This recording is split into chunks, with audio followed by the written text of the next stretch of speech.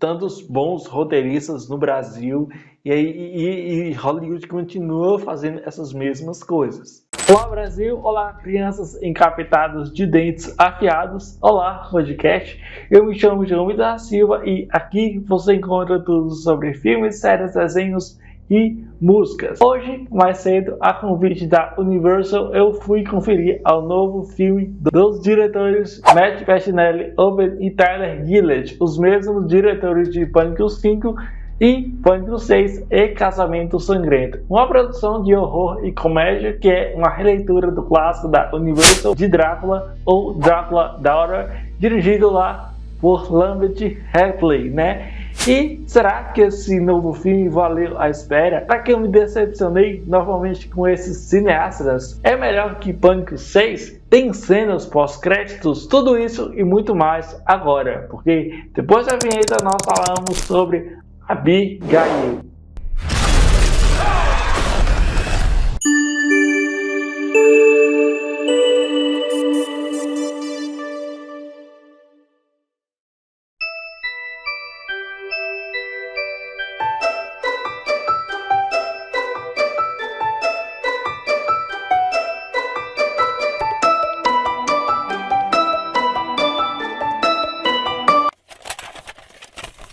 Abigail é um filme norte-americano de terror sobre vampiros e comédia de 2024, dirigido por Matt Bettinelli e Tyler Gillett, os diretores de Pânico 5 e 6, e roteirizado por Stephen Shields e Gil Biskis, baseado numa releitura do filme Drácula Daughter, da Universal Classics Monsters de 1936, estrelado por Alicia Way como a filha homônima do Conde Drácula, ao lado de Melissa Barrera, Dan Steven, Kathleen Newton, William Klett, Kevin Durant e Argus Cloud, com acréscimos no elenco de Giancarlo Esposito, o atorzinho lá de The Boys. A trama: um grupo de criminosos sequestra a filha de 12 anos de um poderoso mafioso, acreditando que será um resgate fácil.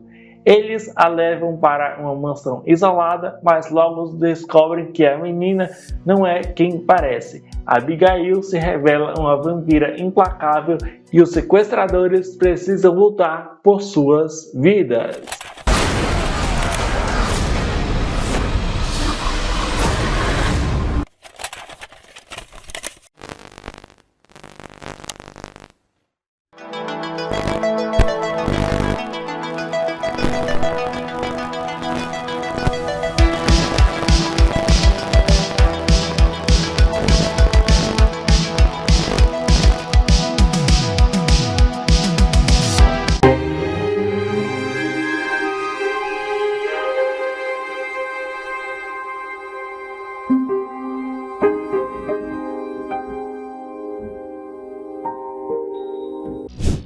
Abigail é um filme de horror que, embora traga elementos narrativos muito interessantes, alguns arcos principais também muito interessantes, uma trama que se mistura com outros tipos de história, ultrapassando em outros tipos de tendências no mercado do terror, como misturando a comédia com o próprio gênero, lembrando bastante dos trabalhos mais impecáveis da dupla de diretores Matt Bettinelli e Tyler Gillett. O Casamento Sangrento, Ready or Not, de 2019, no qual a dupla trata de utilizar uma personagem sendo o foco principal, e com isso a trama se desenvolve por meio de uso de uma fotografia equilibrada, nos momentos de humor mais presentes na problemática, grupo de personagens cheios de histórias e como os diretores desenvolvem sua trama e como o desenvolvimento é realizado aqui neste filme.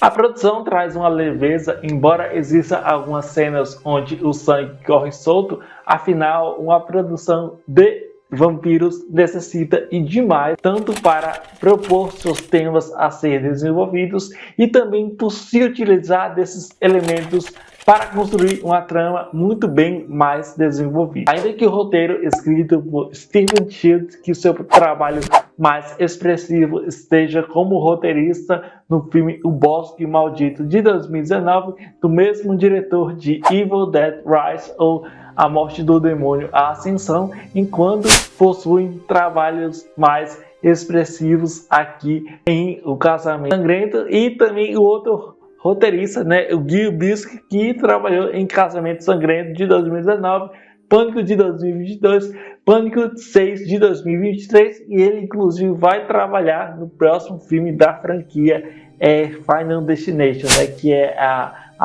o Premonição, que vai chegar em 2025. E para quem sabe, eu já devo ter visto algum dos meus vídeos aqui no canal, sabem muito bem que o que não funcionou para mim em Pânico 6 foi exatamente o roteiro deste último compadre que eu acabo de mencionar. E se olharmos para o resultado desses filmes, principalmente pela parte do texto em Pânico 6 de 2023, assim como em Casamento Sangrento, aqui em Abigail podemos perceber os mesmos acertos e problemas dessa produção. A parte de direção dos ambos os diretores é realmente muito surreal, principalmente quando algumas cenas são quase parecidas com a ambientação e certas escolhas e o design de produção e algumas escolhas do conflito central da história, que é um grupo de bandidos descobrirem que a menina, a Abigail,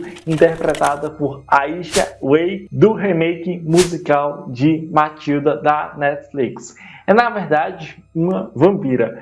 O filme consegue desenvolver muito bem a personagem da Aisha Way, que inclusive ela consegue trabalhar muito bem o seu medo dos assaltantes, tendo um controle e algumas ótimas cenas. Ela contracena aqui com a Melissa Barrera, que inclusive interpreta uma personagem muito interessante, Joe, que daqui a pouco a gente vai desenvolver muito bem. É muito interessante elas contracenando em cena.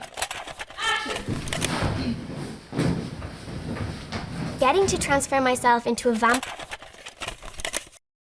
Elas contracenando em cena. Assim como percebemos com a personagem que luta por não ter o pacote premiado se torna a caçadora. É como se invertesse os papéis. Afinal, o filme elabora muito bem esse desenvolvimento sobre a caça e o caçador. Sim, a isca se torna caçadora e o filme, em suas 1 hora e 49 minutos de duração, desenvolve-se a partir disso. Inclusive, esse foi o último filme do ator Angus Cloud, conhecidíssimo pelo seu trabalho na série Euphoria. Ele que fez o Fresco, né? Série da HBO de 2019, que hoje nem se sabe se vai ter terceira temporada ou não. Mas aqui ele constrói um personagem descartável que, embora possua sim algum tipo de afeto ao público, é um personagem bem vazio. Também uma coisa que me incomodou bastante no longa, que foi exatamente o uso de certos maneirismos dos cineastas na resolução final do projeto. Algo que eles já tinham cometido em Pânico 6 e em Pânico de 2022, sobre tentar construir um final chocante, mas eles não conseguem combinar com que o filme já estava se desenvolvendo dentro daquela mesma proposta. Só para você ver, o filme no final, inclusive, o filme possui alguns momentos memoráveis com um humor mais físico, com a atriz Kathleen Newton, que é a Sammy, que ela possui as melhores cenas de comédia. Ela domina muito bem, e principalmente quando ela contracena com o ator Kevin Durant, que eu sempre o achei um ator bem inexpressivo. O tipo de atuação que ele oferece é sempre muito forçada, só que a direção ela usa a comédia e isso funciona em grande parte dos momentos. Também temos aqui o personagem do Dan Stevens, que desde o primeiro momento eu já criei uma certa antipatia. O seu personagem ele é muito mal escrito, muito mal colocado em cena. Ele é um daqueles personagens que ele sabe de tudo, ele age como se fosse o chefe daquele grupo. Tem alguns, assim, tem coisas interessantes no seu personagem, mas ainda assim eu achei ele um personagem muito mal explorado. É assim, vocês querem que eu fale um pouco aqui sobre a personagem da Melissa Barreira? Pois bem, eu acredito que ela depois daquele rolê de pânico, que a equipe demitiu ela, né? Todo mundo aí já deve estar sabendo de alguma coisa. A gente percebe que ela é uma ótima atriz, ela entrega realmente papéis muito interessantes, não em Pânico. Não acho que ela tem uma personagem tão memorável assim que o pessoal fala dela, mas eu, por exemplo, vi aquele musical em um bairro de Nova York de 2021, que ela tem sim uma interpretação muito interessante. Ela consegue transmitir uma personagem carismática, e eu até acho que aqui ela foi muito bem dirigida por ambos os diretores. Tem toda ali uma história da personagem que a gente vai acompanhar. A gente tem toda uma questão da história do passado da personagem. Na verdade, todos os personagens têm ali um passado conturbado e tudo mais. Mas ainda assim, eu gostei muito do que ela entregou aqui. Não que seja uma interpretação digna de Oscar, mas é uma interpretação muito interessante. Bom, e temos aqui o acréscimo aqui do personagem Riggs, né, interpretado por William Catlett. É um personagem que é esquecível, assim como o personagem do Angus Cloud. Ele tá lá só para ser isca da Abigail. Inclusive, acho muito interessante esse desenvolvimento que o filme tem aqui ao trazer filmes de vampiros e misturando com a comédia, e tendo ali muitas cenas de sangue, muitas cenas de gore, muitas cenas muito expositivas nesse sentido. Algumas coisas são feitas de uma maneira bastante forçada, como a questão da Abigail sentir-se solitária, principalmente pela má relação que ela tem com o pai, a falta do amor, do carinho, dessas coisas aí que a produção traz aqui. Como mostrada no projeto, ela foi a responsável pelo sequestro, o que em alguns momentos o filme me lembrou algumas coisinhas pontuais daquele terrível lá do ano passado com o Nicolas Cage e Renfield, lembram? À medida que a gente vai sentindo a pele algumas decisões que o roteiro e a direção tomam aqui sobre esses temas, eu mesmo assim me decepcionei bastante, né? O filme começa de uma maneira muito bem desenvolvida, realizada, apresentando seus personagens, nos convidando a entrar na cabeça e na imersão que o filme quer nos propor. Mas quando o filme não sabe manter essa boa ideia, essas boas ideias concebidas da direção, e quando a direção ela perde esse foco e o roteiro não possua ideias suficientemente para nos envolver, não que esse tipo de projeto vai desapontar a maioria das pessoas, mas eu me refiro nas escolhas que o filme toma, a partir das reviravoltas pobres, que assim tá cheio de reviravoltas idiotas aqui, que eu fico me perguntando se tantos bons roteiristas no Brasil e Hollywood continua fazendo essas mesmas coisas. Enfim, eu acho que o filme começa muito bem, mas a partir dos certos e conflitantes pontos que os seus realizadores tomam por se escorar no óbvio, naquela estrutura de trama, mais conflito, mais resolução barata, isso deixa muito a desejar. Eu não acho que é um filme que perde um pouco a mão, porque eu acredito que a Melissa Barreira consiga interpretar e entregar e impressionar o público com uma personagem muito interessante, desde a parte do roteiro e assim, desde o conceito até o que a atriz entrega. onde percebemos todo esse esforço da atriz, né? Algumas cenas mais sangrentas são boas o suficiente para entrarmos no filme e sairmos minimamente contentes. Afinal, eu mesmo ri de muitas cenas, né? Me aterrorizei com outras, achei emocionante até outras cenas.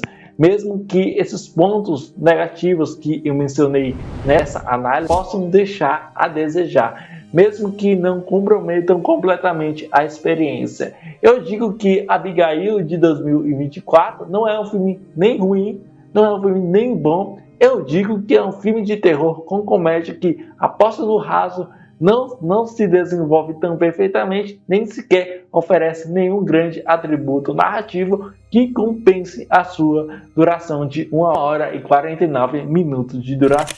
É um daqueles filmes para ver com a sua galera, rir bastante, se divertir, mas entender que existam produções do gênero do terror que são mais eficientes que esse. E assim, eu sempre uso esse filme como, não como comparação, até porque ele não é perfeito, ele não é maravilhoso, mas eu sempre uso A Babá de 2017 do MCG com o roteiro do Brian Duffy como um ótimo e eficiente filme de terror que mistura com a comédia e até também aquele de 2004, né, do Edgar Wright, Todo Mundo Quase Morto.